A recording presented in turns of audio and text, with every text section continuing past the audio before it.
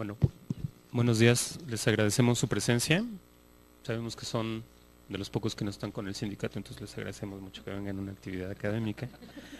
Vamos a empezar la mesa 9 de la Semana de Tolerancia Religiosa y Política. Esta mesa se llama Participación Política. De izquierda a derecha nos acompaña el maestro Víctor Alarcón Holguín. Él es el coordinador de la licenciatura en Ciencia Política. Al centro tenemos a la doctora Alicia Martínez, de Flaxo, México, en representación de la licenciada Patricia Espinosa, presidenta del Instituto Nacional de las Mujeres. Y a mi izquierda tengo a la licenciada Griselda Martínez, de UAM Xochimilco, que es coordinadora de la carrera de Administración en la UAM Xochimilco. El procedimiento va a ser el siguiente: los compañeros van a presentar tal y como lo hice, y al final, por parte de ustedes, vamos a pedirles preguntas para que puedan ser contestadas por los ponentes. Entonces empezamos con el maestro Víctor Alarcón Holguín. Sí, muy buenos días a todos ustedes. Bueno, me da nuevamente un gusto participar ahora en calidad de ponente en esta primera semana de la tolerancia religiosa y política. Desde luego no huelga el esfuerzo de volver a mencionar la importancia de hacer un evento de esta naturaleza en nuestra institución, tomando en cuenta las condiciones evolutivas en las cuales se está moviendo no solamente el sistema político mexicano en particular, sino desde luego las grandes transformaciones globales y mundiales que se están observando en el tiempo reciente, ¿no? Y sin duda alguna entonces esto pues hace doblemente valioso el que se considerara dentro de este evento pues la definición de una mesa sobre participación política. Aquí desde luego lo que primero habría que resaltar desde luego es qué significa o cómo debemos connotar la idea de participación política. Desde luego en ese sentido hay que diferenciar o hay que establecer la idea de que participación sin duda alguna implica un acto incluyente, es un acto donde justamente la idea es tomar parte, es decir, tomar interés, involucrarse y establecer un parámetro de intereses en donde los individuos sin duda alguna tienen que asumir sobre todo un elemento muy importante, que es el aspecto de la responsabilidad.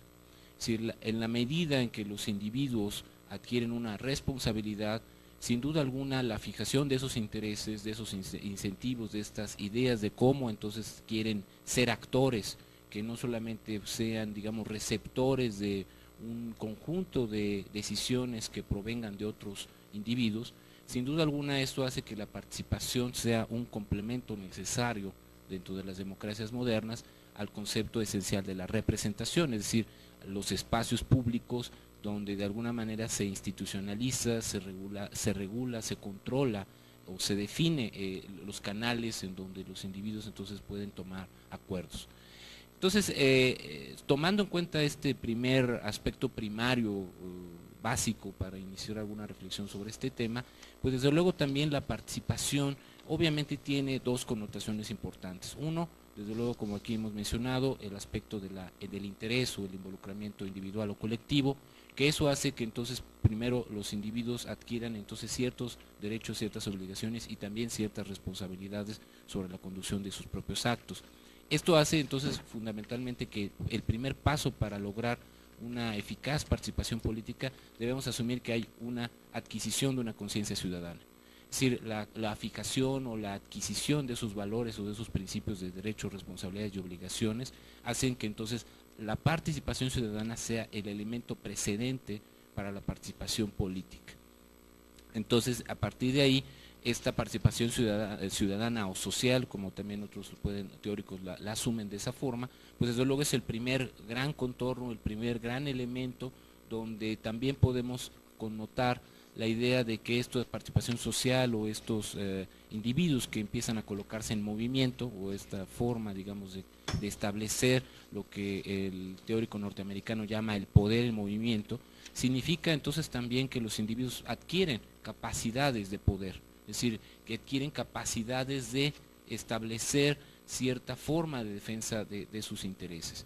Esta suerte de empoderamiento, como se haya traducido, digamos, provisionalmente este concepto, esta idea de ir otorgándole mayores capacidades de poder a los individuos, también se tiene que ir complementando efectivamente con la capacidad de poder lograr ciertos compromisos o cierta obligación de respuesta por parte de aquellos que también están en sus manos las instancias de representación, que en inglés pues sería el enforcement, pero que aquí sería pues tratar de forzar o tratar de controlar o regular a estos funcionarios que de alguna manera también tienen que ser receptivos a esa participación social que empieza a permear o que empezaría a permear las arenas políticas.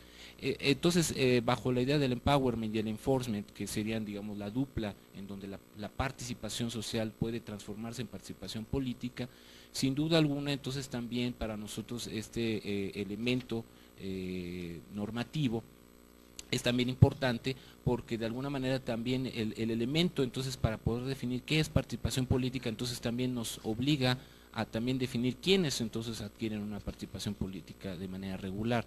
Y en la medida en que los individuos trasladan esta capacidad individual en manifestación colectiva, entonces sin duda alguna los elementos más connotativos de la participación política en los últimos 2 siglos, pues sin duda alguna han sido factores como los sindicatos, los partidos políticos, las asociaciones civiles, entre muchos otros elementos, y sin lugar a dudas desde la segunda mitad del siglo XX hasta nuestros días, pues sin duda serían las organizaciones no gubernamentales, los llamados nuevos movimientos sociales, entre muchos otros elementos que han venido ampliando el repertorio de los espacios donde los individuos van tratando de agrupar constantemente la forma en que ellos quieren acceder e influir a las tomas de decisiones que obviamente son responsabilidad también de otros espacios de representación como serían los congresos, las administraciones públicas y los ejecutivos como forma muy destacada, los poderes ejecutivos y los poderes judiciales.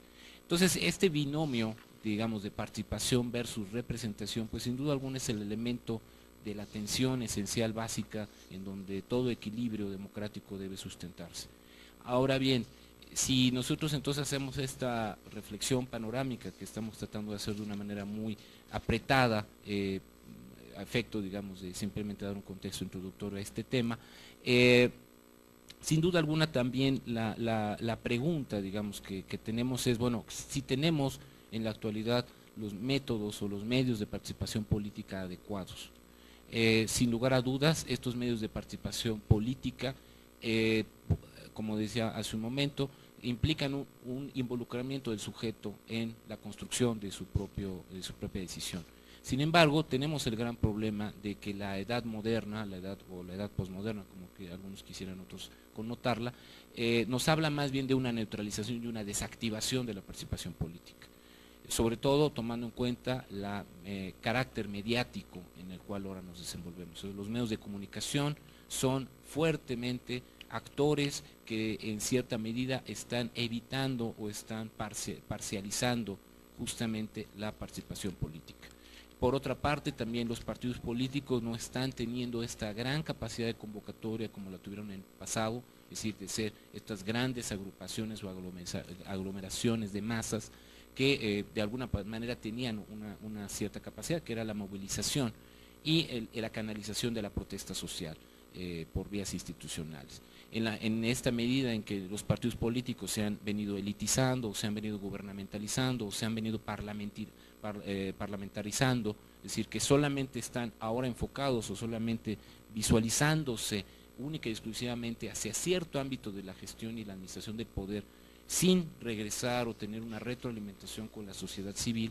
Entonces eso también nos da una idea de que la participación política está teniendo una suerte, digamos, de compartimentos estancos, en donde los partidos políticos ahora solamente se preocupan por alcanzar a ciertas clientelas especializadas, es decir, solamente quieren garantizar un porcentaje de votación, pero no ir más allá o no se proponen ir más allá de realizar gestoría social, de promover la educación cívica, de generar valores colectivos, es decir, de alguna manera no retribuyen o no generalizan, digamos, el aprendizaje cívico que de alguna manera implica este involucramiento activo en las decisiones de poder.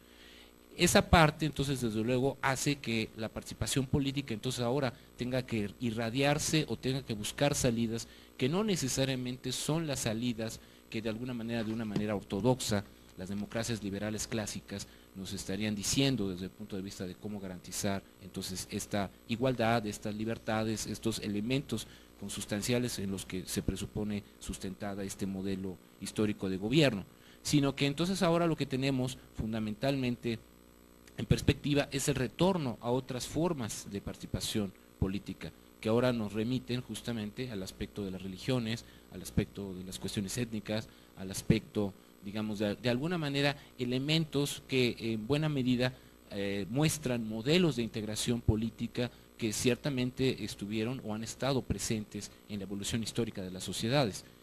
Sin lugar a dudas, el gran problema es que estos modelos chocan de entrada. Es decir, ¿por qué? Porque la sociedad moderna, la sociedad mediática, la sociedad tecnológica asume como una premisa básica la gestión, la racionalización, la administración y versus la espiritualidad, versus los valores, versus la dinámica amplia sobre la cual la historia, la cultura, en donde muchos de estos otros elementos están sustentados, es decir, en el aspecto de las otras grandes matrices de cohesión social que se han sucedido a lo largo de los tiempos. Y entonces aquí tenemos también un abismo muy importante, es decir, donde la participación política entonces se vuelve un punto de conflicto, en vez de un punto de cohesión, un punto de unificación, un punto de cooperación, un punto para el desarrollo de la solidaridad o la consecución de proyectos colectivos. La participación política se vuelve entonces un producto de exclusión, un producto de intolerancia. Es decir, entonces la religión se vuelve un problema poco manejable para quienes racionalizan o quienes se manejan en la racionalización. La raza o la cultura se vuelve un problema para aquellos que se manejan en la racionalización o en la gestión. Y entonces eso, de alguna manera, en vez de ser elementos adyacentes que pudieran ser incorporados e incluso enriquecer la matriz de acción de las decisiones de poder, pues ahora justamente encontramos cómo de una manera cotidiana la religión, la raza y el género se vuelven elementos amenazantes para una gestión que antes obviamente se percibía bajo una sociedad homogénea, bajo una sociedad igualitaria que obviamente parte de la mistificación del ciudadano como un ser plano, un ser, digamos, sin matices y que solamente está sujeto bajo el arbitrio de la ley o del derecho. Y este derecho abstracto, este derecho que sin adjetivos, de alguna manera, pues en buena medida es algo que también nosotros debemos de tomar en cuenta como un elemento limitativo para el desarrollo, para el crecimiento, para la evolución misma de la sociedad, que no solamente tenemos que vislumbrarla justamente en los resultados cuantitativos o en los resultados, digamos, necesariamente constructivos, si es que lo queremos ver solamente manifestado en kilómetros de concreto o en ciertas capacidades incorporadas a la PCE, ¿no? El último desarrollo de la PCE para suponer que estamos totalmente evolucionados ya en la vanguardia, ¿no? Sino que evidentemente la participación política tiene este otro aspecto que ciertamente se ha dejado de lado, es decir, donde las propias instituciones políticas se han olvidado justamente de la formación de valores, se han olvidado de la educación cívica, se han olvidado del involucramiento de las estructuras o las redes sociales fundamentales, la familia, el vecindario, una serie de elementos donde justamente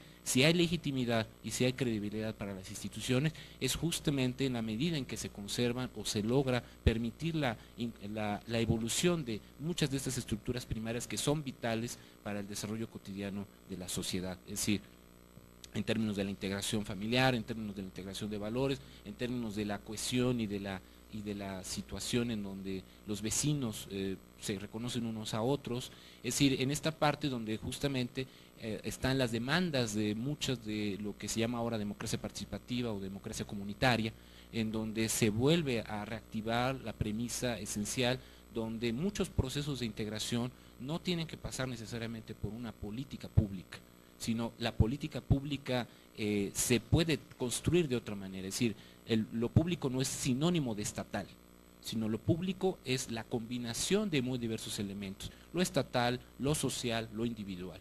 Es decir, el espacio público, esa gran dimensión ética donde entonces podemos hacer coexistir a todos y cada uno de los individuos, es algo que entonces tenemos que visualizar mucho como el gran reto a futuro de la participación política. Es decir, la recuperación del espacio público es la manera en que podemos volver a reequilibrar al Estado, a la sociedad y al individuo. Es decir, en un espacio común, en un espacio de convergencia, en donde entonces efectivamente las grandes decisiones pueden ser tomadas en un contexto estrictamente democrático, es decir, en un contexto donde hay esa igualdad de posibilidades, esa condición competitiva de alternancia, de alternativas, en donde la sociedad puede entonces fincar buena parte de sus expectativas.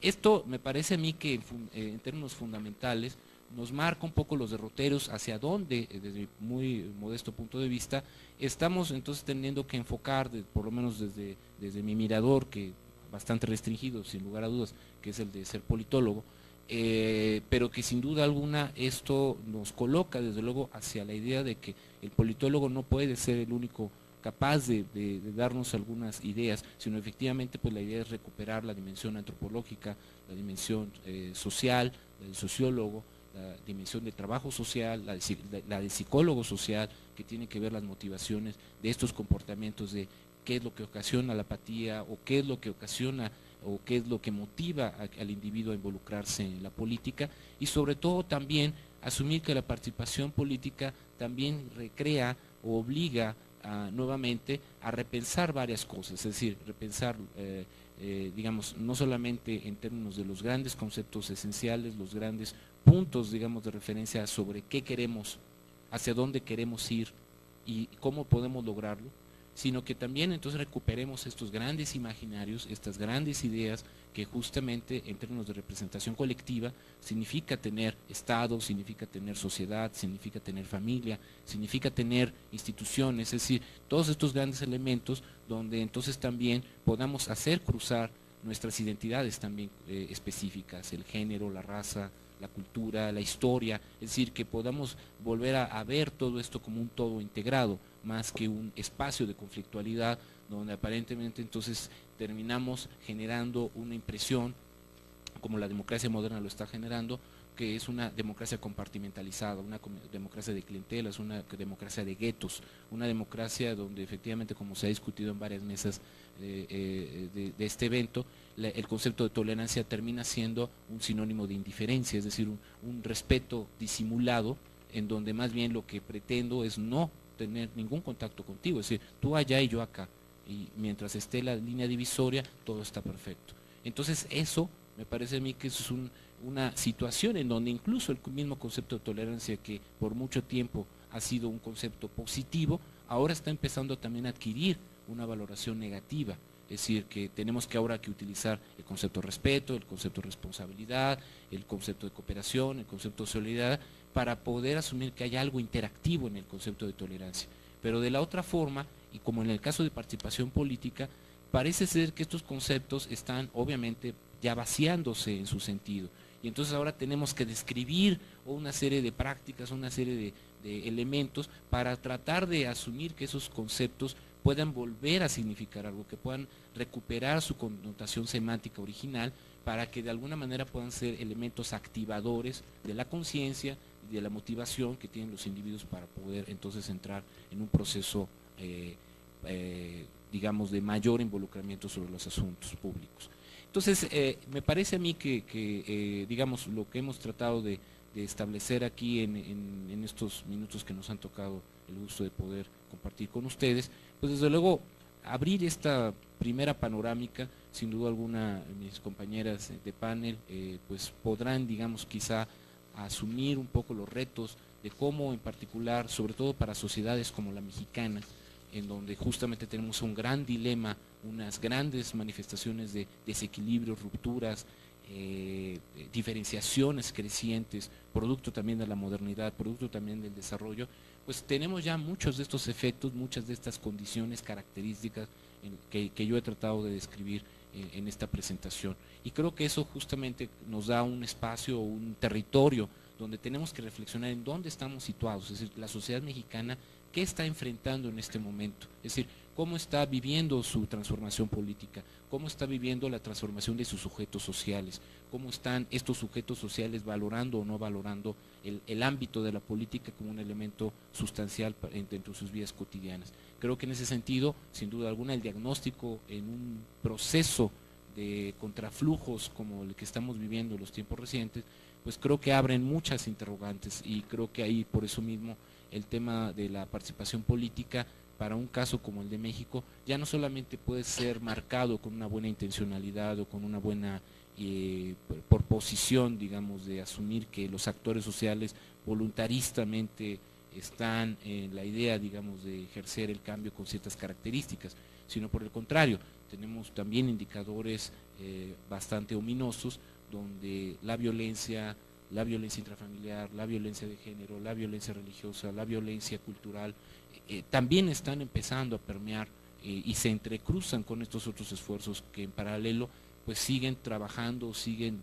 asumiendo la pretensión de establecer un orden democrático, un orden más justo, un orden más igualitario, una transformación justamente incluyente y diferenciadora y al mismo tiempo integradora de los procesos sociales en donde pues quisiéramos ver involucrado a un país como el nuestro, como cualquier otra sociedad civilizada, ¿no? Y en ese aspecto, bueno, pues esos grandes retos me parecen a mí que son como que los grandes puntos de partida en donde quizá pudiéramos colocar alguna parte de la reflexión y cómo entonces esta discusión que puede ser demasiado teórica, de todos modos también nos puede abrir ciertas preguntas, ciertas interrogantes sobre cómo podemos entonces aterrizarla en un contexto como el nuestro.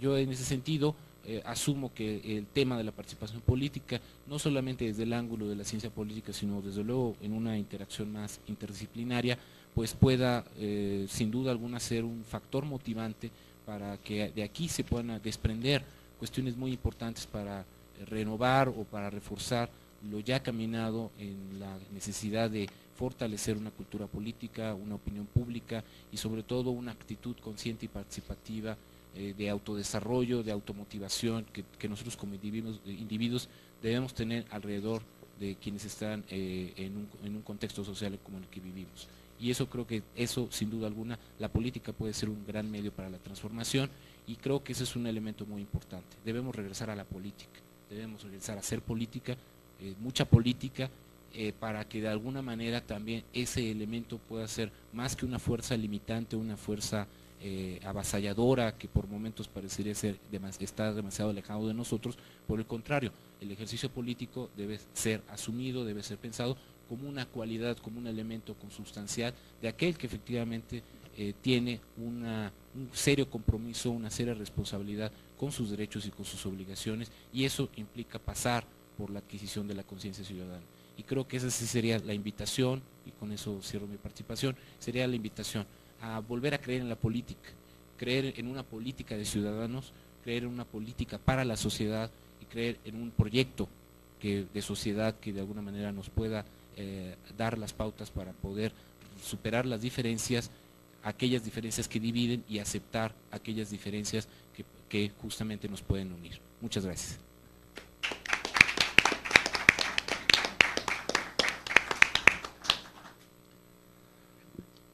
Bueno, ahora le damos la palabra a la doctora Alicia Martínez.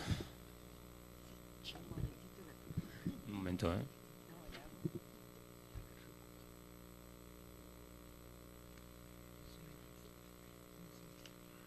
Buenos días a todos, es un gusto estar aquí sentada en esta mesa con ustedes. Como ya se ha dicho, vengo en representación de la licenciada Patricia Espinosa, que es la presidente del Instituto Nacional de las Mujeres. No soy un especialista en temas de tolerancia, pero sí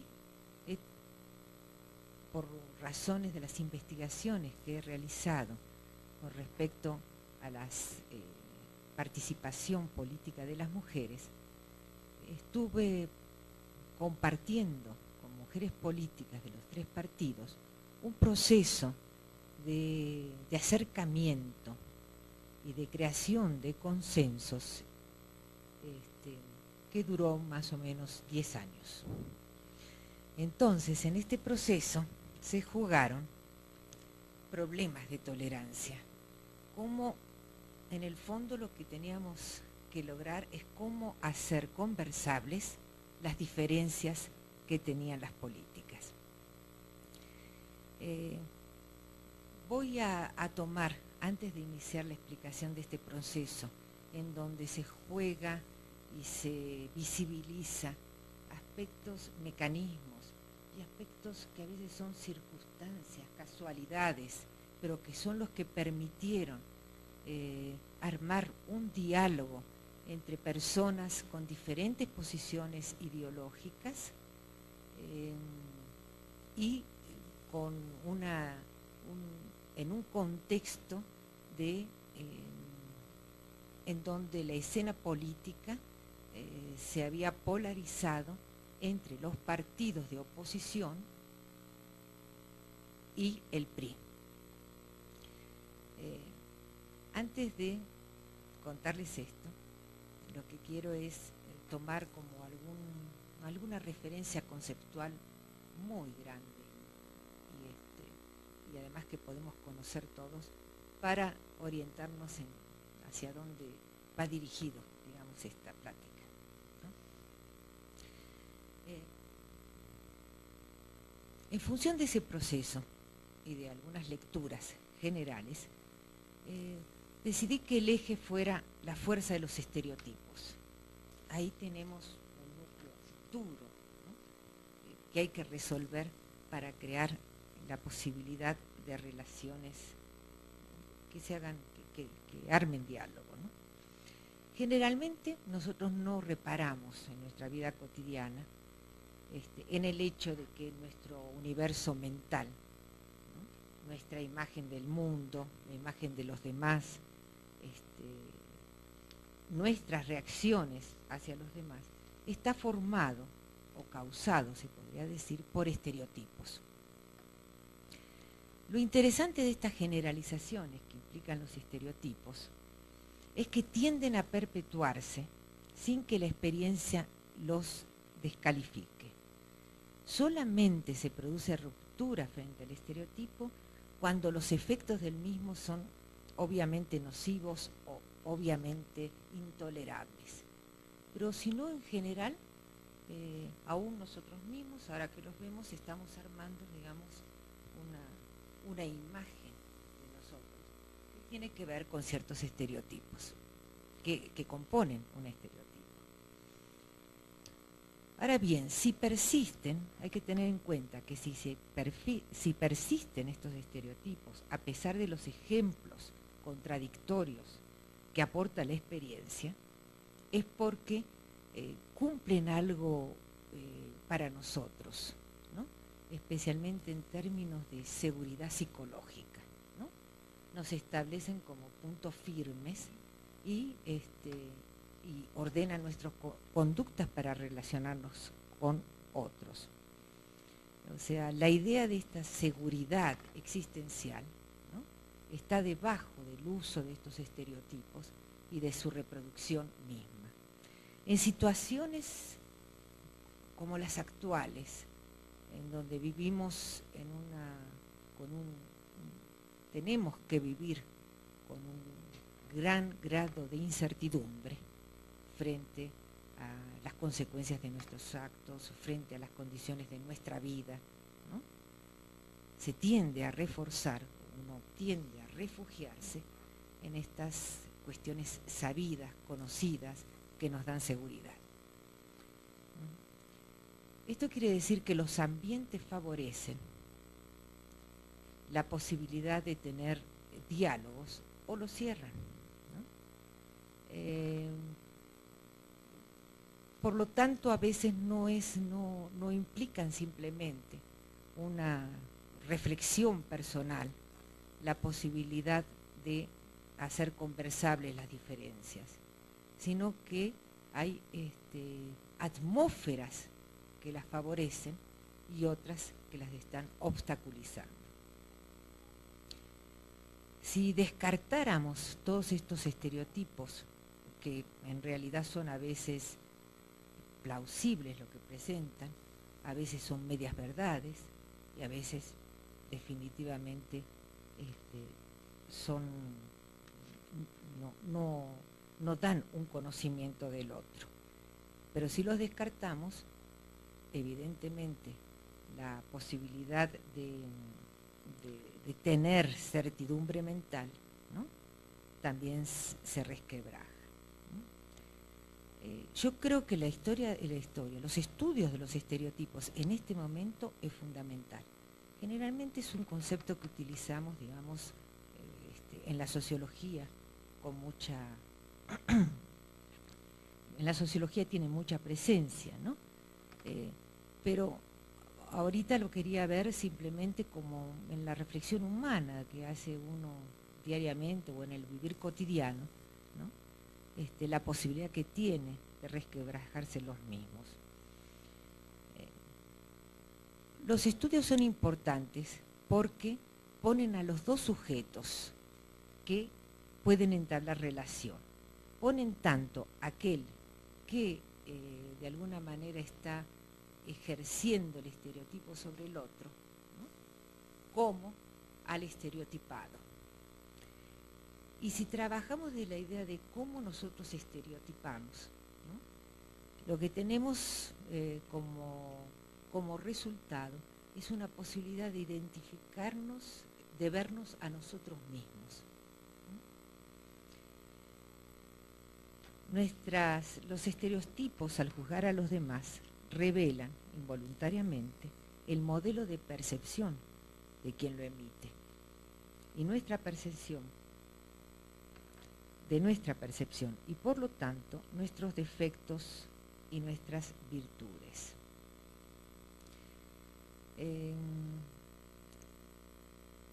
Su estudio nos brindaría, digamos, una mejor concepción de nosotros mismos.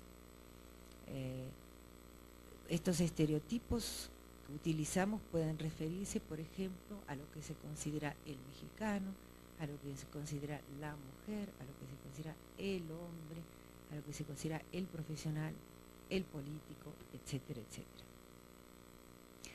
En el proceso real que les quiero contar, uno de los elementos más importantes fue llegar a mostrar los estereotipos con los cuales nos tratábamos.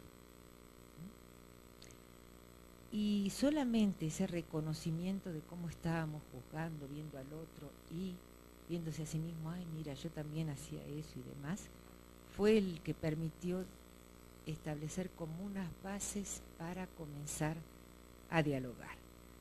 Por supuesto, este era un proceso de consensos políticos y por lo tanto tenía que ver con los actores involucrados en el mismo y con la característica del actor.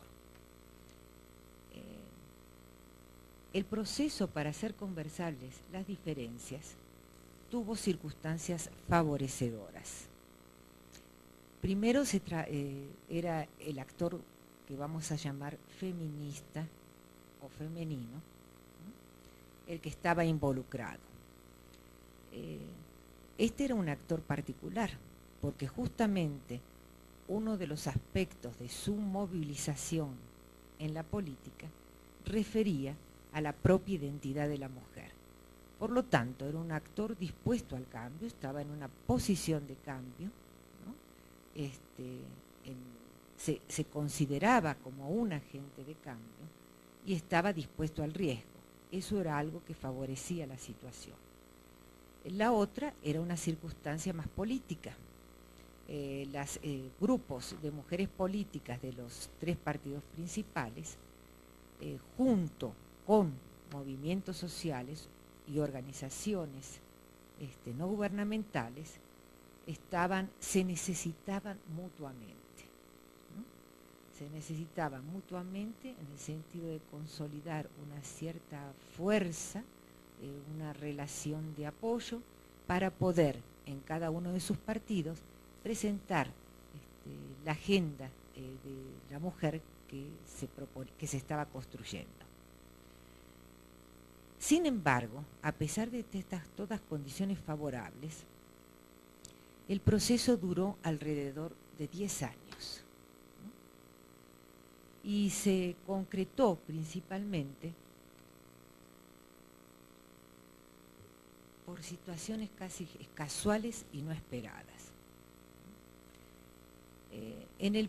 Al principio, las personas se alinearon por referencias ideológicas partidarias. Entonces, esas alianzas cambiaban, eran inestables, pero tuvieron un punto en común que logró mantener un cierto acuerdo entre las políticas del PRI y las políticas del PRD. Los que quedaban afuera eran el PAN. Este acuerdo, a pesar de las diferencias ideológicas, se basaba en que había una imagen de mujer propuesta que compartían, y además que justamente por cómo se construye y de dónde surge el PRD, también había historias antiguas que habían compartido cuando pertenecían al PRI.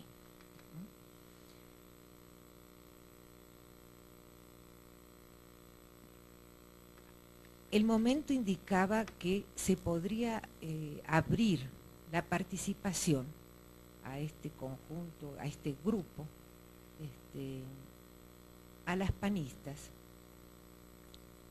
y eso implicaba incorporar un nuevo sector al actor y por lo tanto buscar acuerdos con ellos.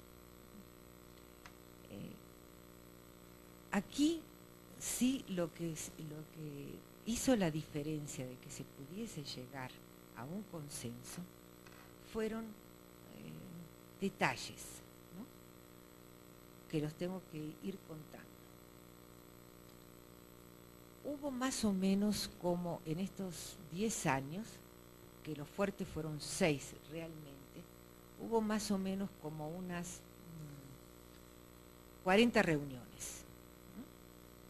40 reuniones entre ellas y en sus partidos. Después de casi 4 años de estar reuniéndose, simplemente el gesto de una panista, que era el actor nuevo y con el cual podría haber mayor disidencia, porque no tenían la historia común, fue en un documento hacer un reconocimiento y presentar como un dato importante la historia del movimiento. Ese simple gesto, que fue en un documento y era una frasecita en un documento así de trabajo, que no era con las otras políticas, sino un documento de trabajo de un grupo del PAN junto con algunas académicas. Ese gesto abrió una base de confianza, ¿no?, que comenzó a cambiar las relaciones y la interacción entre ellas. Nunca fue, ¿cómo les puedo decir? Eso no produjo un hecho político importante, ¿no? Sí produjo un hecho político importante solamente en el que creó una base de confianza, ¿no?, desde la cual se pudo empezar a conversar y a definir los consensos y los disensos.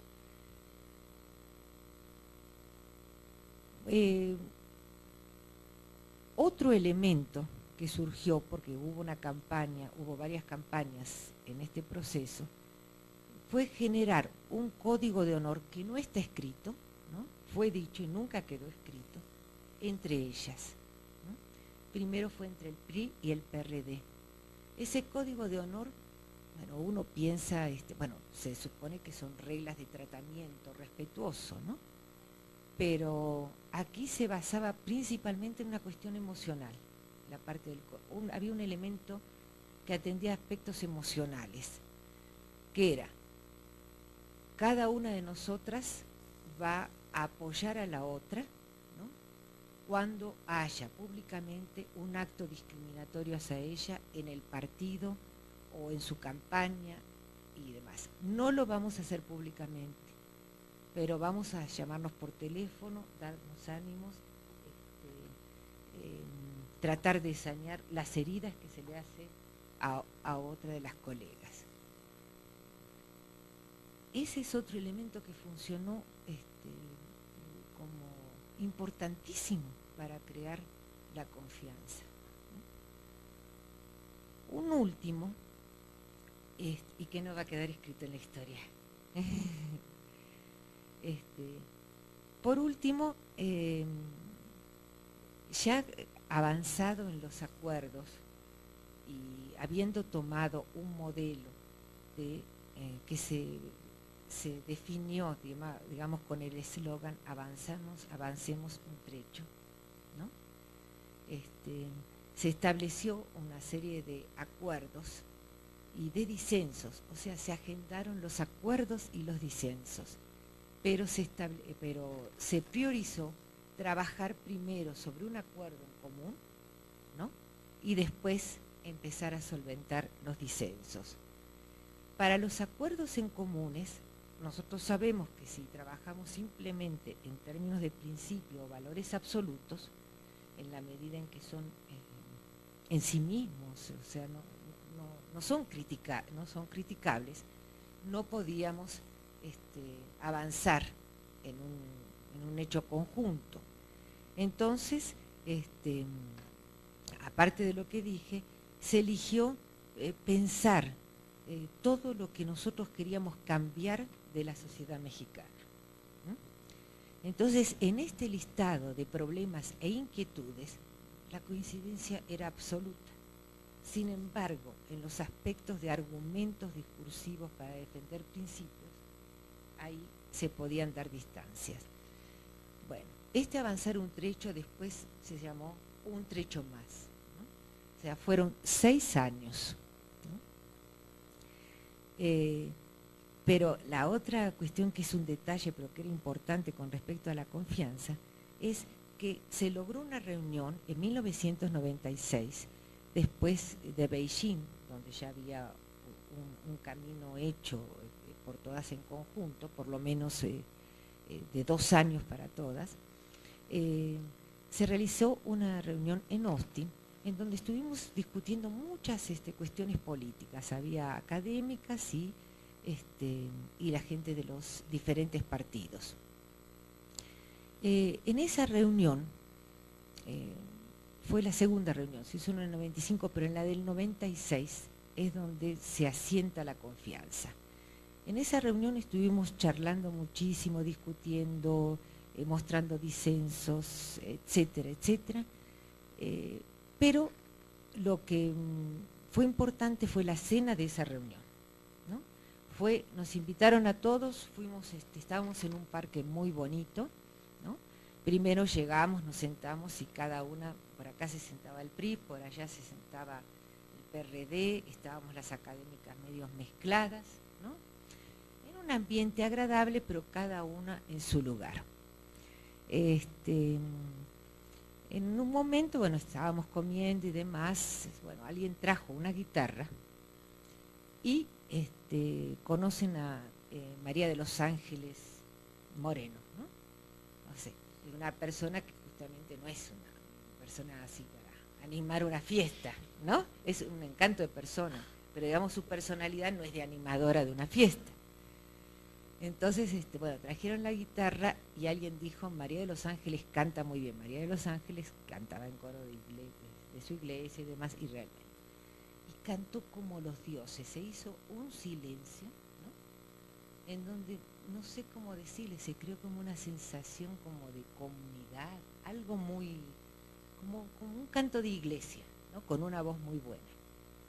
Bueno, entonces, después de ese canto, ya Marta Lama se va a sentar a una mesa con las panistas.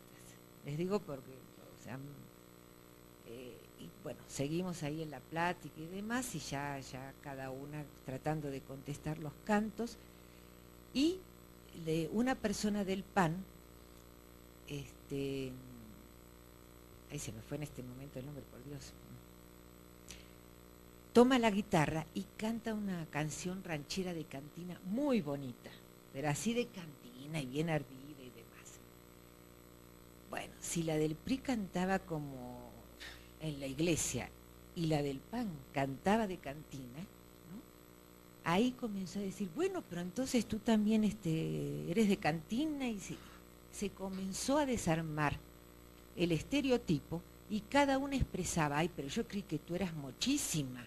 Pero todos se lo dijeron, ¿no? Así, abiertamente, y riéndose cada una de sí misma y de la otra, de lo que había pensado que la otra podría ser, ¿no?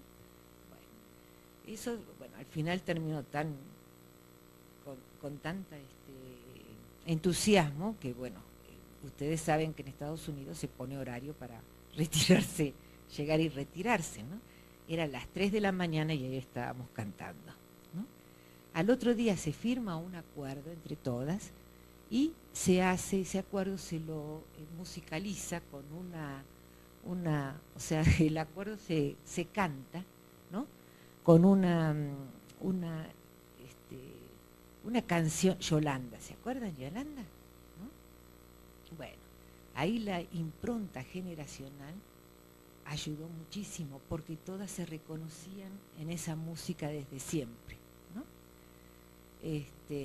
Y desde ahí en más se reforzó enormemente la confianza. Hubo, como ya vieron, situaciones externas que favorecían ese acercamiento, pero se creó un plan de trabajo que está durando hasta el momento, ¿no? A pesar de que uno puede ver disputas, ¿no?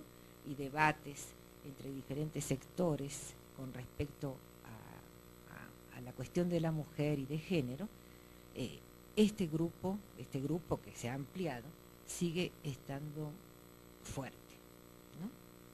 Más aún, por ejemplo, ustedes van a ver en el instituto el programa que presentamos, los gestos aquellos que recordamos, los reconocimientos a todos los que hicieron nuestra historia.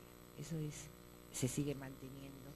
El hecho de vamos a comenzar por las cosas en las que estamos de acuerdo y hay consensos grandes para ir avanzando a ver los disensos que se producen.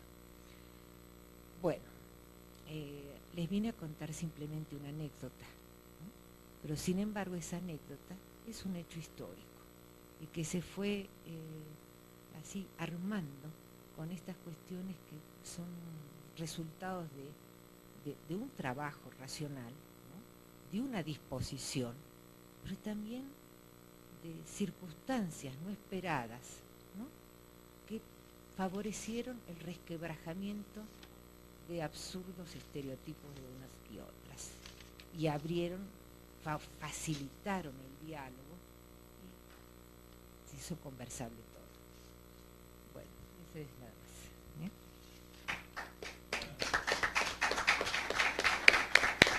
No me vas a preguntar. No doy palabra para la computadora, pero... Bueno, le dejamos la palabra a la maestra Griselda Martínez. Sí, buenas tardes. Bueno, pues quiero agradecer y felicitar al comité organizador, ya que una semana se abarcaron muchísimos temas. Hoy es el último día. Y bueno, pues antes de iniciar mi presentación, pues quiero dar la felicitación al grupo. Bueno, como la mesa se llama Participación Política, y dentro de mi objeto de estudio ha sido la participación en las estructuras de poder, la participación de las mujeres en la estructura de poder. En un principio inicié con la participación de las mujeres en la empresa y ahorita estoy trabajando la participación de las mujeres en el Partido Acción Nacional. Bueno, cuando hablamos de participación política estamos hablando de poder, ¿no? Estamos hablando de cómo participamos los sujetos sociales, tanto directamente en las estructuras de poder, como en la forma de influir la toma de decisiones políticas a través de generar nuevas políticas públicas o que las decisiones o la gestión pública satisfaga algún tipo de necesidades que está promoviendo un grupo social. En este sentido, me voy a referir principalmente a la participación política de las mujeres en las estructuras de poder, aunque tome algún tipo de referencia en la participación política de las mujeres para la gestión o para la generación de políticas públicas. El esquema conceptual que yo considero es, en un primer momento, es cómo influye la construcción de las identidades, en este caso las identidades genéricas, pero se podría considerar la construcción de cualquier tipo de identidad para la interacción en el ámbito público. En relación con el ámbito público, considero que hay dos formas de participación.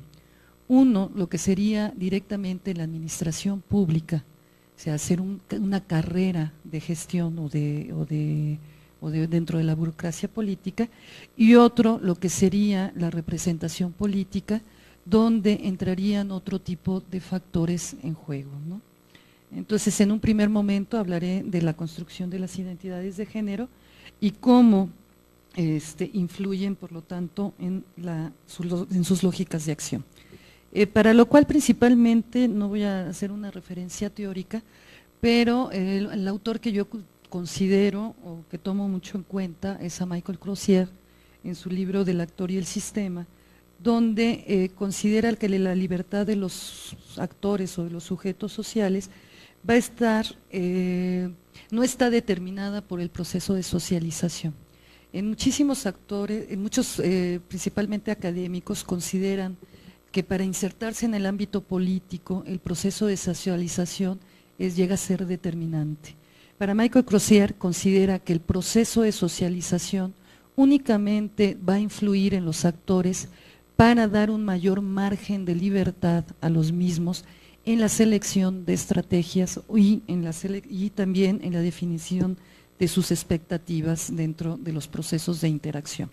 Es decir, el proceso de socialización influye, pero podemos encontrar gentes que no pertenecen a la clase política y se insertan dentro de la clase política, pero debido a sus acciones o a las tomas de decisiones que fueron construyendo dentro de los procesos de interacción dentro de los distintos ámbitos sociales.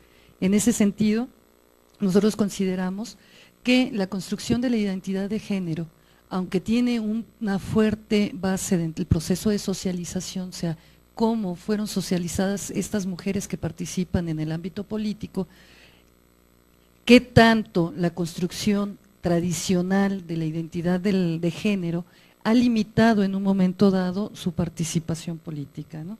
En ese sentido, nosotros vemos que, bueno, sí hay un tipo de influencia, pero no es determinante, ya que a partir de las entrevistas que principalmente he realizado en mujeres que ocupan puestos de poder en empresa, encontramos tanto mujeres que tienen rupturas dentro de la construcción tradicional de la identidad de género, como mujeres que vienen de padres conservadores y que los han llevado a considerar que la mujer como tiene un fin determinado dentro del proceso social, que sería ser madre y esposa, ¿no? Y cómo estas mujeres en un momento dado rompen con este proceso y se insertan en estructuras de poder. Aunque se dan cambios y hay una resignificación en la identidad de género, no podemos dejar de observar que principalmente la maternidad sigue siendo un elemento constitutivo y sigue siendo, como yo digo, que es el nudo que todavía no se logra desamarrar para que la mujer participe en puestos de poder. ¿En qué sentido? Si nosotros hablamos de su participación dentro de la gestión pública exclusivamente, o sea, dentro de la burocracia, tienen que tener una carrera de gestión administrativa que se va dando a partir de su trabajo, donde los horarios de trabajo son muy altos, o sea, son muy largos, y el hecho que estas mujeres en un momento dado decidan por su carrera profesional o llegue a un cuestionamiento cuando llegan a ser madres, de decir, bueno, me voy por la carrera profesional o decido no dedicarle tanto tiempo a la carrera profesional y soy madre, ¿no? O sea, dedico más tiempo a mis hijos. En el caso de la participación política de las mujeres en representación popular, también esta percepción de la mujer como madre llega a limitarlo en cuanto a qué tanto el ciudadano va a elegir a una mujer, porque si va a darle el tiempo o no va a dar el tiempo para la toma de decisiones dentro de la política. Entonces, esta concepción tradicional de la identidad de género, principalmente de la mujer, es lo que está llevando a ciertas limitaciones o a ciertos límites, que sería el techo de cristal, dentro de la participación política.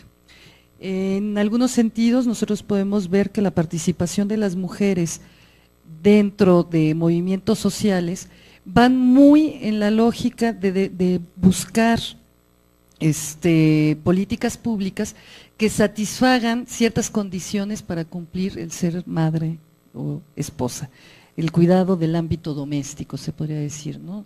Nosotros vemos grupos de mujeres a lo mejor en colonias donde no hay agua o donde no hay obras de alcantarillado, y las mujeres se unen para buscar que se satisfaga esa necesidad, ¿no? O sea, la lógica de la mujer en la participación va siendo mucho a satisfacer estas necesidades que también corresponden a su identidad de género.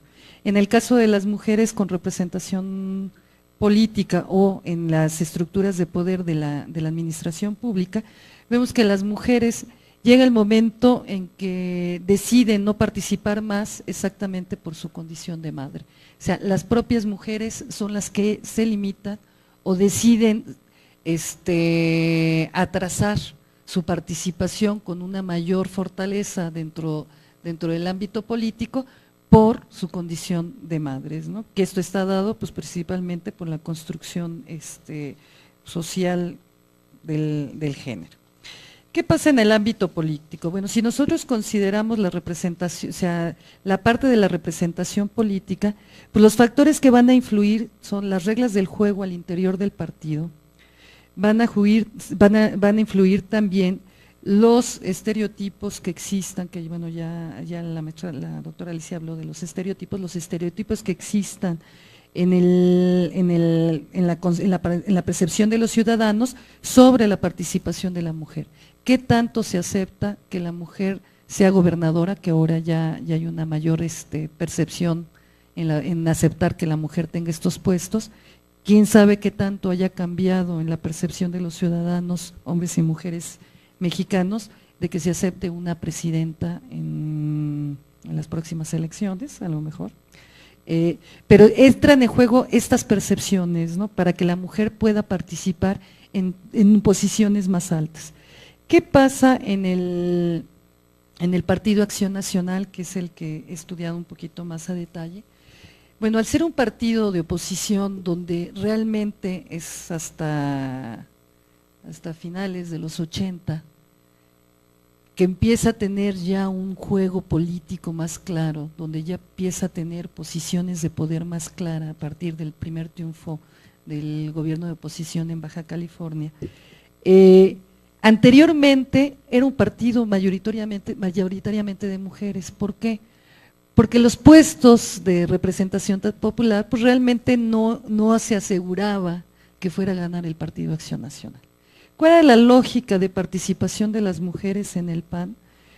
A través de una entrevista que le hice a Elenita Álvarez de Vicencio, que es una de las mujeres pilares del Partido Acción Nacional, por toda su participación, ella comentaba que en su primera campaña para ser diputada exactamente en este distrito, en uno de los distritos de Iztapalapa, ella se dedicó a hacer su campaña a través de apoyo a los niños en la tarea, a través de dar apoyos a los padres padres y madres para resolver problemas de los hijos. Entonces era en una lógica también muy femenina en apoyar, en hacer esta forma de campaña, ¿no? Y así yo creo que muchísimas mujeres panistas, tanto por su postulado, tanto por la parte religiosa, con toda esta ideología religiosa, como por su participación en cuanto a su lógica de hacer política desde el ser mujer, las llevaron a mantener el partido, pues sí, en una posición. Y ahora yo considero que realmente las mujeres las están dejando a un lado, ¿no? Ya de ahorita, en el momento en que llega el partido al gobierno federal, sí hay una participación de mujeres, pero realmente no es una participación tan clara como para haber, como para haber sido mayoritariamente las mujeres las que sostuvieron al Partido Acción Nacional, ¿no? Dentro de estas mujeres que están participando principalmente en los puestos más importantes, se ve que hay una lógica de relaciones de parentesco al interior del partido. Por mencionar algunas, que yo ahorita he analizado, Tomé principalmente a la familia Calderón Hinojosa, ¿sí?, donde el padre, Luis Calderón Vega, que fue uno de los ideólogos, bueno, que hizo las memorias, ¿no? ¿Qué hizo las memorias? ¿Las qué? Fue fundador y luego hizo las memorias, ¿no?, del Partido Acción Nacional. Tuvo 3 hijos, uno que es Felipe de Jesús Calderón Hinojosa, Luz María Calderón Hinojosa y José Luis Calderón Hinojosa. Dentro de ellos, si vemos a Felipe de Jesús Calderón, también observamos que Margarita Zavala, que es esposa de Felipe Calderón, se ha encontrado en puestos tanto de la Asamblea como de Diputación, como dentro del CEN del partido. Y la Margarita Zavala, que también es hija de otro, ¿cómo se llama?, fundador también fue, ¿no?, de otro fundador del Partido Acción Nacional. O sea, al hacer los cruces familiares, vemos que el parentesco es uno de los elementos principales, bueno, no principales, pero sí muy importantes en la lógica de los panistas, pero principalmente tradicionalistas, que se les llama, ¿no? O sea, los panistas fundadores, los panistas que mantuvieron al partido, pero no son aquellos que tienen o sea, no son aquellos que han logrado ocupar puestos importantes dentro de la representación política, hablando de gobernadores y, bueno, ahora del presidente, ¿no? O sea, son reglas del juego diferentes, donde en este caso, directamente en las lógicas del partido, el hecho de tener una corriente religiosa y las relaciones de parentesco fue lo que llevó a que, y bueno, y también al ser un partido de oposición donde no tenía grandes expectativas de llegar a esos puestos, fue uno de los partidos que en los primeros años era donde se postulaban más mujeres a puestos de representación. No todas llegaron, pero sí era un partido muy femenino al ver las estadísticas, y ahora, bueno, pues se están modificando. ¿Qué es lo que pasa? Bueno, principalmente yo creo que es dentro, un parte, algunas mujeres que a lo mejor se limitan por llevar una mayor combinación entre el ámbito político y el ámbito familiar, y también donde todavía los estereotipos yo creo que no están completamente rotos en relación con las mujeres, donde todavía el poder no es muy, o sea, sí se está aceptando y se está teniendo una mayor participación de las mujeres en estos puestos de decisión, pero pues todavía queda mucho por hacer, ¿no? Bueno, yo lo dejaría hasta ahí y luego pues, los comentarios. Gracias.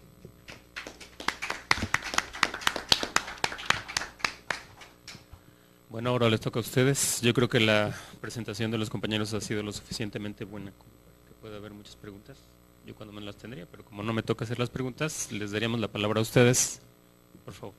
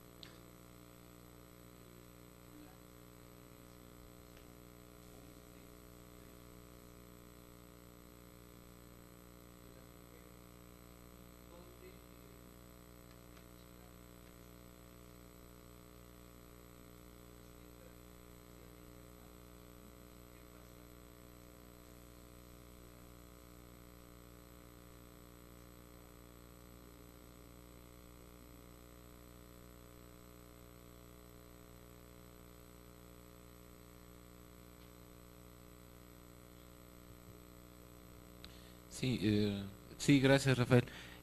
Bueno, yo básicamente iría de atrás para adelante, de lo último a lo primero. Desde luego, como yo traté de indicar en mi presentación, el concepto de tolerancia ha perdido su connotación original. Es decir, creo que justamente el contexto en que tú utilizas la idea nos da una manifestación muy concreta de cómo el concepto se ha desvirtuado. Es decir, si uno recupera fundamentalmente las posiciones de los filósofos políticos clásicos, ahí evidentemente eso fue un poco lo que trató Isidro Cisneros en su participación. Entonces yo solamente tomaría algún elemento de lo que él dijo y además creo que de lo que él ha trabajado en su libro y en su cuadernillo de divulgación del IFE. Pues bueno, los clásicos desde Locke hasta Voltaire, pues justamente en un proceso donde hay guerras religiosas, donde hay guerras digamos, de propiedad, o sea, guerras campesinas. Esta idea, sobre todo en el concepto en el que aparece el concepto de tolerancia, es justamente esto, es decir, la idea de respetar el derecho a la diferencia, ¿no? Es decir, el concepto, digamos, de los niveladores en el lado campesino y en las guerras religiosas en Inglaterra, que es donde obviamente es el primer gran contexto de emergencia del concepto, en las guerras religiosas que se dan desde los siglos XVI a XVIII, recurrentemente la palabra tolerancia es un elemento de identidad, un elemento que permite justamente, curiosamente, tolerancia permitía abarcar ahora todos los conceptos que ahora tenemos que utilizar para decir que es tolerancia. Es decir, se han invertido un poco las condiciones, ¿no? O sea, antes el concepto tolerancia permitía indicar respeto, diferencia, diálogo, consenso, etc. Ahora tenemos que decir todo esto para tratar de decir que a eso se refiere la tolerancia, ¿no? Y entonces como que ese vaciamiento del concepto en sí mismo es lo que nos da una idea de lo que ahora implica el concepto de que solamente se ha quedado en esta otra lógica, digamos, de un compromiso formal, un compromiso institucional, donde aparentemente entonces yo le asigno a cada quien un diverso espacio, pero que no me obliga o no me genera ningún otro aspecto de compromiso o de incluso promoción, o responsabilidad yo como actor árbitro o actor guardián de esa convivencia pública. Entonces eso es lo que me parece a mí que es lo que ha perdido sustancia del concepto y justamente la tolerancia en la desvirtuación de qué podría ser o qué podría implicar como política pública, es decir, como responsabilidad pública de aquellos que detentan el espacio de poder, ¿no? Entonces ahí creo que hay un problema que efectivamente se erige, se da de manera mucho más amplia, de manera mucho más específica con respecto a eso, porque, y ahí sí tomo la segunda parte de tu intervención, pues por lo mismo, o sea, porque independientemente de que podamos asumir o no a la política como un acto voluntarista o que efectivamente tuviera que ser una responsabilidad del individuo en su autodesarrollo o su responsabilidad, pues el problema es que no tiene esos significados, no tiene esos contenidos, no tiene esas políticas públicas que le permitan a este individuo generar este tipo de pisos mínimos o códigos genéticos, como por ahí el gen democrático, como lo maneja por ahí algún autor español, ahorita no me acuerdo el nombre, que es Juan Ramón Capella o José Ramón Capella, que tiene un libro que se llama así, o sea, es la transmisión de las actitudes democráticas, las actitudes respetuosas, las actitudes de conversación, de asociación, en la medida en que son justamente elementos que se transmiten también a través del ejemplo, a través de la experiencia, a través de la asimilación de roles e incluso efectivamente también el combate o la adquisición, en algunos casos si es que los quisiéramos asumir como esas imágenes o imaginarios positivos, como aquí Alicia mencionaba que eran el rol que juegan los estereotipos, es decir, en un momento dado también la democracia es un estereotipo, es una gran narración, es una gran fábula, es una gran apelación, digamos, a la convivencia, y que en ese sentido, pues efectivamente, nosotros no podemos instaurar eso de una manera voluntarista, es decir, hay un componente voluntarista sin duda alguna, pero esto tiene que ir acompañado justamente de esto otro, o sea, de los contextos, ¿no? De las experiencias y de la forma en que justamente estos sujetos pueden o no apropiarse de de esos valores o de esos espacios donde deben desarrollarse. Y eso es lo que lo que muy difícilmente vemos en las democracias modernas, es decir, no lo vemos con medios de comunicación avasalladores, no lo vemos con violencia urbana, con faltas de oportunidades de empleo, no lo vemos justamente incluso en las capacidades de interacción o diálogo entre jóvenes y viejos, entre hombres y mujeres, entre gentes de una diversa creencia religiosa o entre gentes de un diverso color de piel. Es decir, de alguna manera las rupturas o las divisiones sociales que están siendo producidas o que son las grandes las grandes heridas que ha dejado abiertas la modernidad en su propia ruta de solamente construir, casi diríamos con una suerte de embudo, solamente una confianza absoluta a la industrialización y el desarrollo, deja todo lo demás de lado y entonces el aprendizaje democrático resulta doble y hasta, yo no diría triple o cuádruplemente difícil. ¿Por qué? Porque se dejan todas estas aristas como una suerte, digamos, de sobrevivencia donde cada quien, si puede, aprende algo y trata de aplicarlo en su vida cotidiana. Pero si no se asume eso como una responsabilidad de una política pública, es decir, que evidentemente no es nada más, como vuelvo a repetir, un problema de política estatal, sino es un problema de las escuelas, es un problema de las asociaciones religiosas, es un problema de los padres de familia, es decir, en la medida en que no volvamos a dimensionar una idea de lo público como un espacio integrador, con múltiples vetas, entonces obviamente tenemos solamente una parte de la tarea hecha, o solamente tenemos una perspectiva muy monocausal, o muy unidireccional, muy unilateral, es decir, de arriba hacia abajo, en donde entonces pues buena parte de los esfuerzos pueden producir algún resultado, pero va a ser un resultado mucho más lento, mucho más difícil, y eso quizá, por ejemplo, y aquí sí nada más concluyo con eso, es un poco la impresión que tenemos con el IFE, ¿no? La gente piensa que el IFE es un gran desperdicio, porque gasta mucho dinero, ¿no?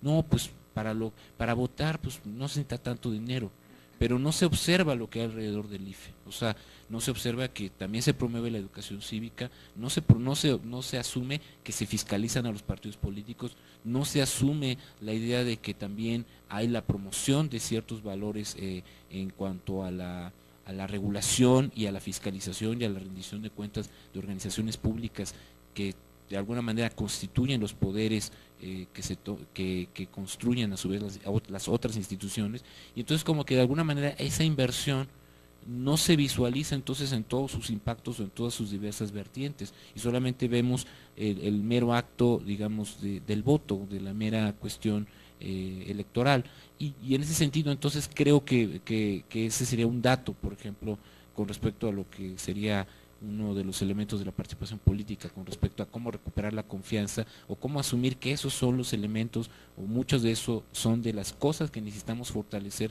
para poder pasar al otro, es decir, asumir que los individuos en el momento en que lo deseen pueden participar en política porque hay las condiciones para hacerlo, no tanto no participo en política porque no hay condiciones para hacerlo y además las instituciones me están obligando o me generan todos los elementos para que yo no lo haga, y que parecería ser que eso es lo que se pretende a la mera hora como una gran impresión, es decir, la neutralización, la despolitización y el abandono de los individuos sobre los asuntos públicos, que eso ciertamente también es parte también de una condición, de una manera de interpretar y de ver la sociedad, que esto también sin duda no es algo casual, sino que también forma parte de una concepción del poder, que sin duda alguna es contra la que también tenemos que luchar justamente a través de instrumentos políticos, ¿no? Entonces eso yo creo que sería para mí lo que me resalta mucho de lo que encontramos en este momento, ¿no? en materia de participación. Sí.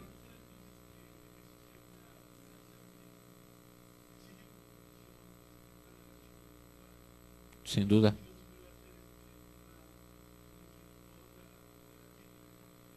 Exacto.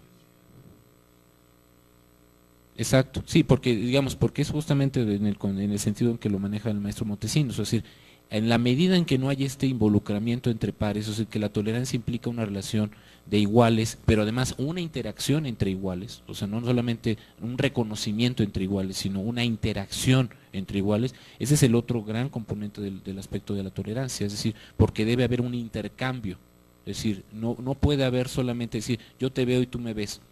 nos reconocemos sin duda. La tolerancia es un primer punto de la tolerancia, es la visibilidad, es decir, asumir lo que existe, pero también hay el deseo del conocimiento, no nada más del reconocimiento.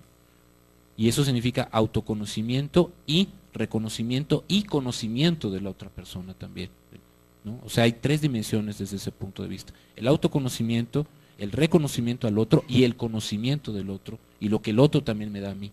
Entonces, este proceso a mí me parece que es uno de los elementos donde el concepto de tolerancia entonces adquiere una riqueza mucho más amplia de lo que tenemos actualmente, que solamente es la primera etapa. Es decir, yo te reconozco, tú me reconoces, pero no tengo mayor idea de saber qué piensas, cómo lo piensas y si yo puedo aprender algo de ti. Esta segunda etapa es la relación de entre iguales y la última etapa es la superación personal, el aprendizaje personal que yo obtengo del acto de tolerancia. Y eso creo que me parece a mí que es como la dimensión, digamos, donde tendríamos que tomar esos tres dimensiones para ver que el concepto de tolerancia implica eso: respeto, responsabilidad, diálogo, o sea, todos los elementos que ahora tenemos que insistir de que la tolerancia sirve para algo y no tanto verlo efectivamente como algo que parecería ser que solamente desde lejitos y pues bien, y si bien nos va, ¿no?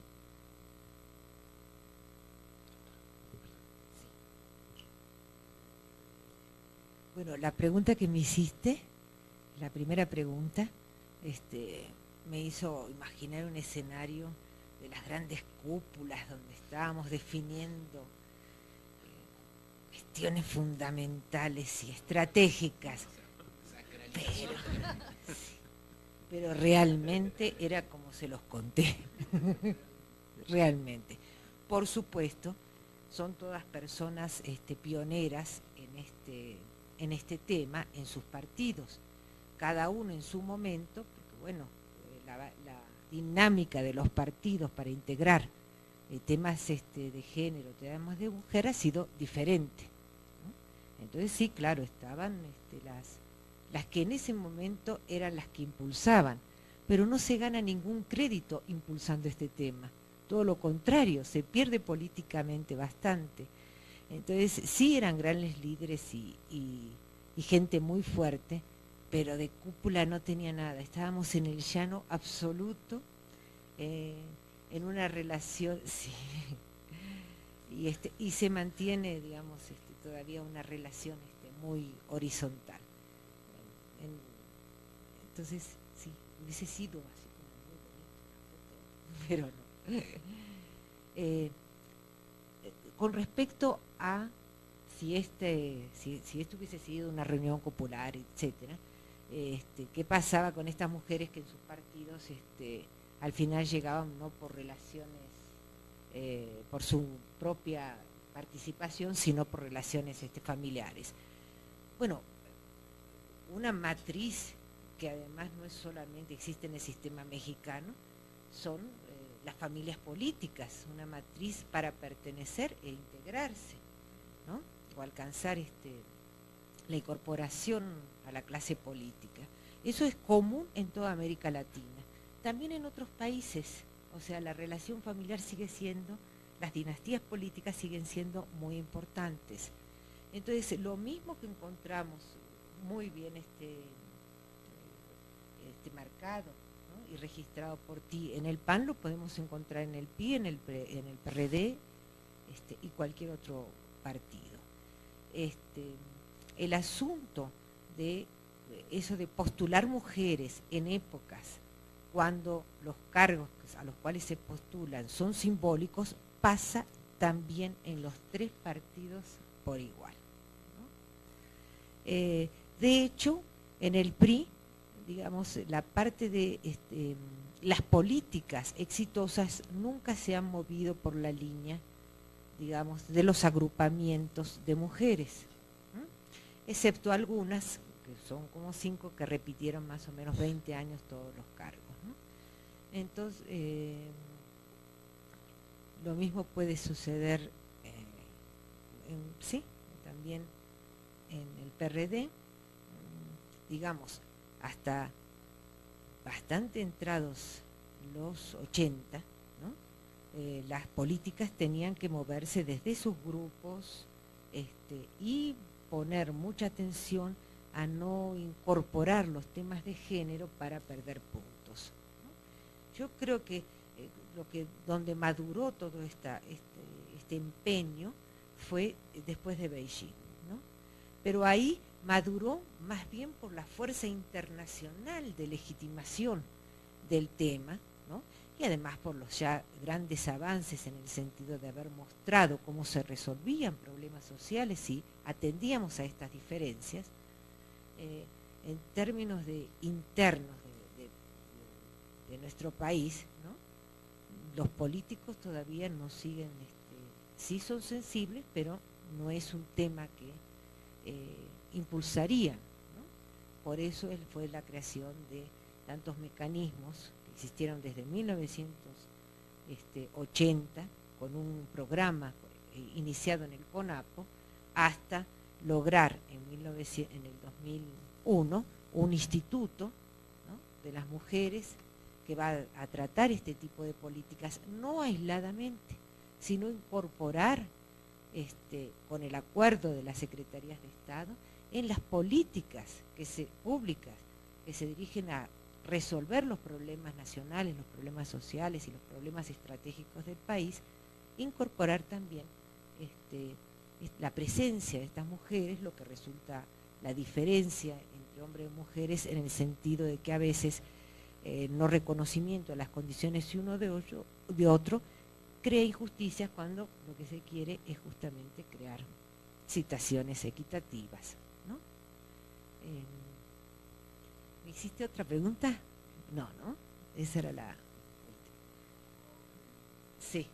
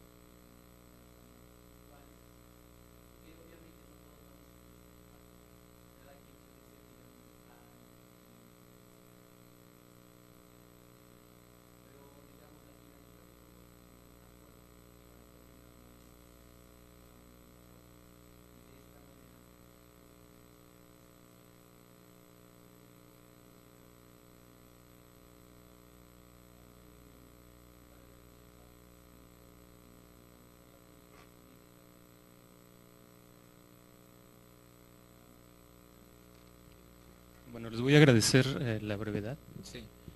Yo creo que el elemento, digamos, de los valores que aquí se han expresado, justamente creo que son valores convergentes con la política, si es que asumimos un concepto de política en donde justamente hay una vocación de servicio, no de servirse.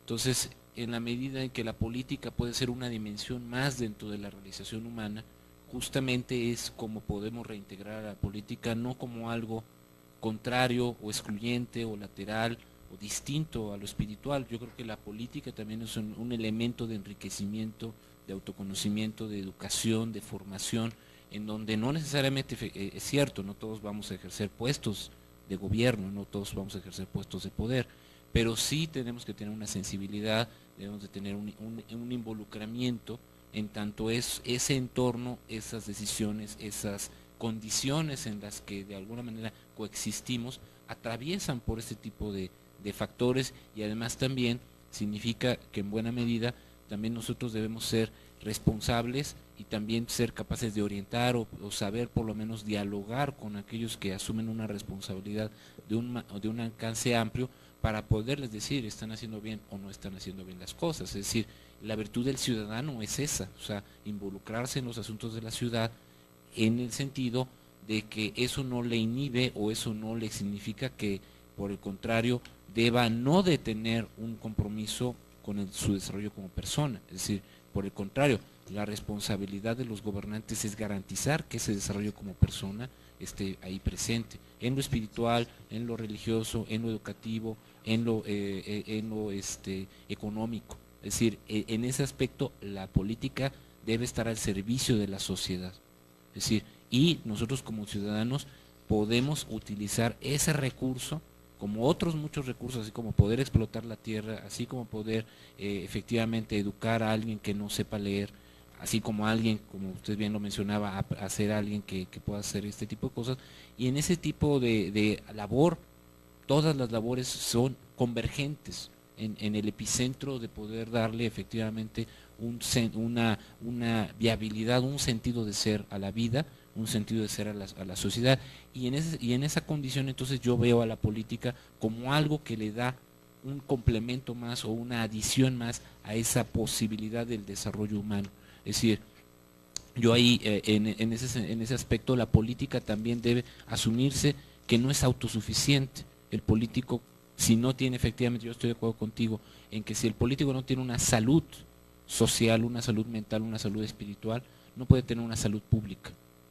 Y entonces por eso mismo, entonces es muy importante que las virtudes políticas, los valores políticos estén también apegados al contexto de experiencia, a la imagen que la sociedad quiere tener de sí misma. Si tenemos una imagen con los políticos que tenemos ahora, entonces sabemos que tenemos una sociedad mala. Pero si nosotros asumimos un compromiso con la política desde estos otros elementos de los cuales tenemos que servirnos y apoyarnos para poder llevar esto a cabo, entonces desde luego puede ser muy factible, puede ser muy convergente y no es excluyente poder tomar estas otras dimensiones donde también lo espiritual puede estar presente. Pero eso también es parte de la decisión y es parte de la evolución misma de la sociedad, de saber o de asumir qué camino puede tomar. Y en este caso, desde luego, en el momento actual, la política no es, parece ser, para muchos un camino adecuado. ¿Por qué? Por los resultados, por las condiciones en que la política se ha desenvuelto recientemente. Entonces, por lo mismo, tenemos que retornar a valorar qué es lo que nos puede aportar la política como experiencia, pero también al mismo tiempo qué es lo que nos puede aportar la política como una actividad recurrente, una actividad regular para el desarrollo mismo de la sociedad. Y ahí es donde creo que tenemos que hacer un esfuerzo de, más que ver una serie de elementos como contradictorios o como contrapuestos, pues son opciones, son alternativas que tienen que estar a la mano de la condición humana para que ésta pueda desarrollarse en libertad, en igualdad, en oportunidades que entonces sean justamente como parte del proceso de crecimiento humano.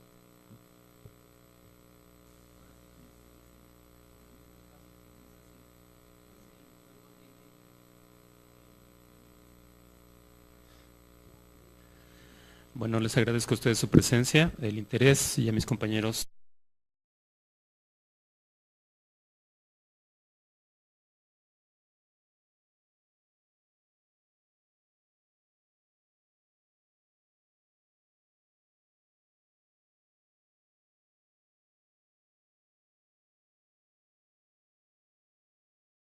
Bueno, buenos días, les agradecemos su presencia. Sabemos que son de los pocos que no están con el sindicato, entonces les agradecemos mucho que vengan a una actividad académica. Vamos a empezar la mesa 9 de la Semana de Tolerancia Religiosa y Política. Esta mesa se llama Participación Política. De izquierda a derecha nos acompaña el maestro Víctor Alarcón Holguín. Él es el coordinador de la licenciatura en Ciencia Política. Al centro tenemos a la doctora Alicia Martínez, de Flaxo, México, en representación de la licenciada Patricia Espinosa, presidenta del Instituto Nacional de las Mujeres. Y a mi izquierda tengo a la licenciada Griselda Martínez, de UAM Xochimilco, que es coordinadora de la carrera de Administración en la UAM Xochimilco. El procedimiento va a ser el siguiente: los compañeros van a presentar tal y como lo hice, y al final, por parte de ustedes, vamos a pedirles preguntas para que puedan ser contestadas por los ponentes. Entonces empezamos con el maestro Víctor Alarcón Holguín. Sí, muy buenos días a todos ustedes. Bueno, me da nuevamente un gusto participar ahora en calidad de ponente en esta primera semana de la tolerancia religiosa y política. Desde luego no huelga el esfuerzo de volver a mencionar la importancia de hacer un evento de esta naturaleza en nuestra institución, tomando en cuenta las condiciones evolutivas en las cuales se está moviendo no solamente el sistema político mexicano en particular, sino desde luego las grandes transformaciones globales y mundiales que se están observando en el tiempo reciente, ¿no? Y sin duda alguna entonces esto pues hace doblemente valioso el que se considerara dentro de este evento pues la definición de una de las responsabilidades sobre la conducción de sus propios actos. Esto hace entonces fundamentalmente que el primer paso para lograr una eficaz participación política debemos asumir que hay una adquisición de una conciencia ciudadana. Es decir, la fijación o la adquisición de esos valores o de esos principios de derechos, responsabilidades y obligaciones hacen que entonces la participación ciudadana sea el elemento precedente para la participación política. Entonces, a partir de ahí, esta participación ciudadana o social, como también otros teóricos la asumen de esa forma, pues desde luego es el primer gran contorno, el primer gran elemento donde también podemos connotar la idea de que esto de participación social o estos individuos que empiezan a colocarse en movimiento, o esta forma, digamos, de establecer lo que el teórico norteamericano llama el poder en movimiento, significa entonces también que los individuos adquieren capacidades de poder, es decir, que adquieren capacidades de establecer cierta forma de defensa de sus intereses. Esta suerte de empoderamiento, como se haya traducido, digamos, provisionalmente este concepto, esta idea de ir otorgándole mayores capacidades de poder a los individuos, también se tiene que ir complementando efectivamente con la capacidad de poder lograr ciertos compromisos o cierta obligación de respuesta por parte de aquellos que también están en sus manos las instancias de representación, que en inglés pues sería el enforcement, pero que aquí sería pues tratar de forzar o tratar de controlar o regular a estos funcionarios que de alguna manera también tienen que ser receptivos a esa participación social que empieza a permear o que empezaría a permear las arenas políticas. Entonces, bajo la idea del empowerment y el enforcement, que serían, digamos, la dupla en donde la participación social puede transformarse en participación política, sin duda alguna, entonces también para nosotros este elemento normativo es también importante porque de alguna manera también el elemento entonces para poder definir qué es participación política entonces también nos obliga a también definir quiénes entonces adquieren una participación política de manera regular. Y en la medida en que los individuos trasladan esta capacidad individual en manifestación colectiva, entonces sin duda alguna los elementos más connotativos de la participación política en los últimos 2 siglos, pues sin duda alguna han sido factores como los sindicatos, los partidos políticos, las asociaciones civiles, entre muchos otros elementos, y sin lugar a dudas desde la segunda mitad del siglo XX hasta nuestros días, pues sin duda serían las organizaciones no gubernamentales, los llamados nuevos movimientos sociales, entre muchos otros elementos que han venido ampliando el repertorio de los espacios donde los individuos van tratando de agrupar constantemente la forma en que ellos quieren acceder e influir a las tomas de decisiones que obviamente son responsabilidad también de otros espacios de representación como serían los congresos, las administraciones públicas, y los ejecutivos, como forma muy destacada, los poderes ejecutivos y los poderes judiciales. Entonces, este binomio, digamos, de participación versus representación, pues sin duda alguna es el elemento de la tensión esencial básica en donde todo equilibrio democrático debe sustentarse. Ahora bien, si nosotros entonces hacemos esta reflexión panorámica que estamos tratando de hacer de una manera muy apretada, a efecto, digamos, de simplemente dar un contexto introductorio a este tema, sin duda alguna también la pregunta, digamos, que tenemos es, bueno, si tenemos en la actualidad los métodos o los medios de participación política adecuados. Sin lugar a dudas, estos medios de participación política, como decía hace un momento, implican un involucramiento del sujeto en la construcción de su propia decisión. Sin embargo, tenemos el gran problema de que la edad moderna, la edad posmoderna, como que algunos quisieran otros connotarla, nos habla más bien de una neutralización y una desactivación de la participación política, sobre todo tomando en cuenta el carácter mediático en el cual ahora nos desenvolvemos. Los medios de comunicación son fuertemente actores que en cierta medida están evitando o están parcializando justamente la participación política. Por otra parte, también los partidos políticos no están teniendo esta gran capacidad de convocatoria como la tuvieron en el pasado, es decir, de ser estas grandes agrupaciones o aglomeraciones de masas que de alguna manera tenían una cierta capacidad, que era la movilización y la canalización de la protesta social por vías institucionales. En esta medida en que los partidos políticos se han venido elitizando, o se han venido gubernamentalizando, o se han venido parlamentarizando, es decir, que solamente están ahora enfocados o solamente visualizándose única y exclusivamente hacia cierto ámbito de la gestión y la administración del poder, sin regresar o tener una retroalimentación con la sociedad civil. Entonces eso también nos da una idea de que la participación política está teniendo una suerte, digamos, de compartimentos estancos, en donde los partidos políticos ahora solamente se preocupan por alcanzar a ciertas clientelas especializadas, es decir, solamente que mesa sobre participación política. Aquí, desde luego, lo que primero habría que resaltar, desde luego, es qué significa o cómo debemos connotar la idea de participación política.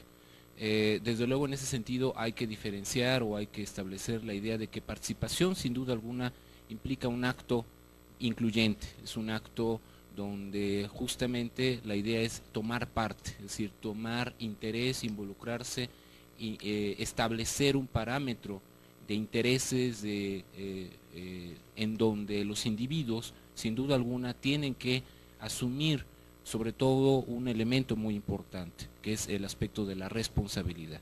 Es decir, en la medida en que los individuos adquieren una responsabilidad, sin duda alguna la fijación de esos intereses, de esos incentivos, de estas ideas de cómo entonces quieren ser actores, que no solamente sean, digamos, receptores de un conjunto de decisiones que provengan de otros individuos, sin duda alguna esto hace que la participación sea un complemento necesario dentro de las democracias modernas al concepto esencial de la representación, es decir, los espacios públicos donde de alguna manera se institucionaliza, se regula, se controla o se define los canales en donde los individuos entonces pueden tomar acuerdos.